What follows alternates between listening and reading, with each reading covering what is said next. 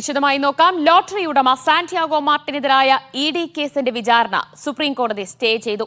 Ernakulam PMLA കോടതിയുടെ വിചാരണയ്ക്കെതിരെയാണ് നടപടി. സിക്കിം ലോട്ടറിയുടെ മറവിൽ കള്ളപ്പണ ഇടപാട് നടത്തിയെന്നതാണ് ED കേസ്. PR അരവിന്ദ് ഡൽഹിയിൽ നിന്ന് വിവരങ്ങൾ നൽകും. അരവിന്ദ്, വിചാരണ സ്റ്റേ ചെയ്യാൻ കാരണമായത് എന്താണ്?